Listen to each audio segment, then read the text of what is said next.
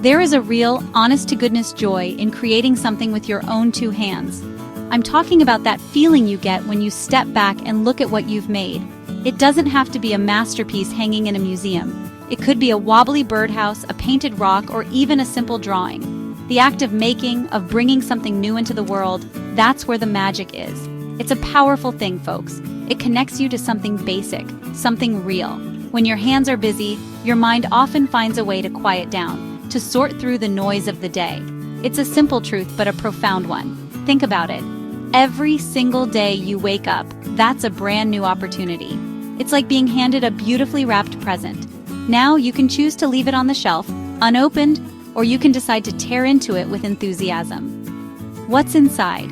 Possibilities, chances to learn, to grow, to connect. Too many people walk around like they're owed something, like life is supposed to be a smooth ride. Well, I'm here to tell you that's not how it works. The real gift is the day itself, the chance to participate, the chance to make a difference, however small. You gotta grab that gift with both hands. Creative projects, no matter how small they seem, are like little gifts we give ourselves. They are moments carved out of the chaos where we can focus, where we can play, where we can experiment without fear of judgment. Did you ever just sit and color as a kid? Remember that feeling? No pressure, just the crayon and the paper. We need more of that as adults. We need to find those outlets that let us express ourselves, that let us tap into that inner child who just wanted to make something pretty, or something interesting, or even something a little bit silly. It's therapy, plain and simple. And what do these creative endeavors teach us? Well, they teach us patience, for one thing. Good things take time. They teach us resilience. Sometimes that clay pot collapses or that stitch goes wrong. You learn to pick up the pieces and try again. They show us our own capability, our own power to bring an idea into reality. You start with a blank canvas, or a lump of clay, or a pile of fabric, and you end up with something tangible. That's a powerful lesson in what you can achieve, one step at a time. It builds confidence, it builds character. I remember a time a few years back when things felt particularly overwhelming. You know those periods in life where it feels like you're juggling too many balls and they're all on fire? That was me. I was looking for something, anything, to quiet the noise in my head, to find a little bit of peace in the storm. I wasn't looking for a big solution, just a small anchor. Sometimes, it's the simplest things that can pull you through the toughest times. We often overlook the power that resides in quiet activities, in tasks that require gentle focus and a bit of repetitive motion. A friend suggested I try something completely out of my usual routine. They handed me a small embroidery kit. Now, I'm not what you'd call a needle and thread kind of guy, not by a long shot, but I was at a point where I was willing to try almost anything. So I sat down with this little hoop, a piece of fabric, and some colorful threads. At first, it was frustrating. The needle felt awkward. The stitches were uneven.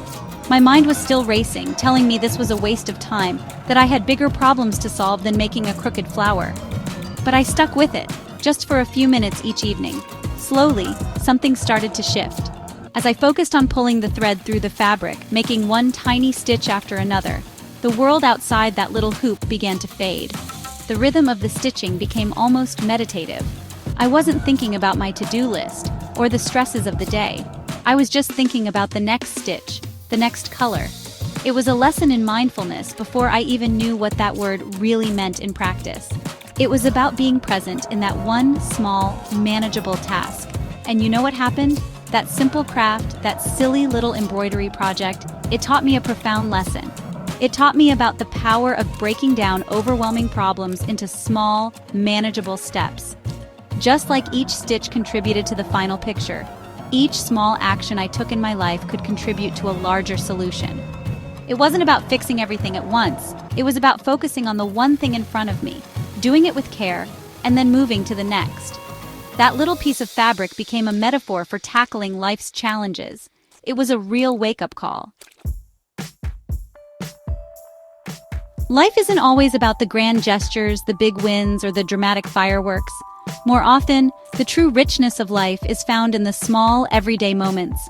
It's the quiet sunrise, the shared laugh with a friend, the taste of your favorite coffee, or the satisfaction of a job well done, even if it's just cleaning the kitchen. These are the moments that string together to form the tapestry of our lives. But here's the kicker. You have to be awake to see them. You have to be present enough to recognize them as the gifts they truly are. Otherwise, they just slip by unnoticed. These small sparks, these little glimmers of good, are the real treasures. Think about it. A genuine compliment from a stranger, the wagging tail of a happy dog, a moment of quiet reflection during a busy day. These aren't earth-shattering events, but they add texture and warmth to our existence. Recognizing these moments is a skill, and like any skill, it can be developed. It starts with paying attention, with shifting your focus from what's wrong or what's missing to what's good and what's present, right here, right now. It's about cultivating an attitude of gratitude for the ordinary. This is where empathy and emotional intelligence come into play, and they are crucial for both children and adults. Empathy is the ability to understand and share the feelings of another. When you're empathetic, you're more attuned to the subtle cues, the unspoken emotions, not just in others, but in the world around you. You start to see the beauty in a kind gesture because you understand the intention behind it. You appreciate a shared silence because you can feel the connection. Empathy opens up your world. It allows you to connect on a deeper level, making those small moments even more meaningful. Emotional intelligence, well, that's about being smart with your feelings and the feelings of others. It's knowing what you're feeling, why you're feeling it, and how to manage those emotions constructively. It's also about recognizing and influencing the emotions of those around you. When you have a higher emotional IQ, you're better equipped to navigate relationships, to handle stress, and to appreciate the nuances of human interaction. This self-awareness and social awareness are key to unlocking the ability to truly see and cherish those everyday gifts because you understand their emotional weight and significance. So how do we do it? How do we actually start living like every day is a gift, instead of just saying the words? It's not about some magical transformation overnight. It's about making small, consistent changes in how we approach our days. It's about intentionality. You have to decide that you want to see the good, that you want to appreciate the now. Are you ready to do that? Are you ready to get real about making your life richer, more meaningful? Because you hold the power to do that starting today. It's about taking action, not just wishing things were different. Here's a practical tip for you. Start a gratitude journal. I know you've heard it before. But have you actually done it consistently? Get a simple notebook. Every night before you go to bed, write down just three, small things from your day that you're grateful for. Maybe it was a good cup of coffee. Maybe it was a phone call from an old friend.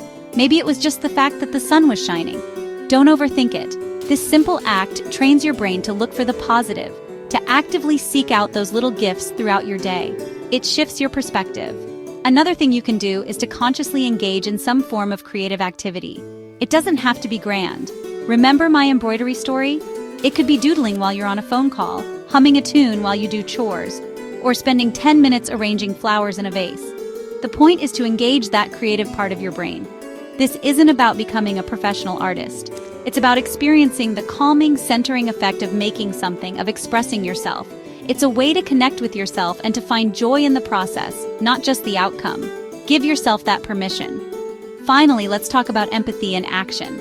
Practice active listening. When someone is talking to you, really listen. Put down your phone, make eye contact. Don't just wait for your turn to speak. Try to understand their perspective, their feelings.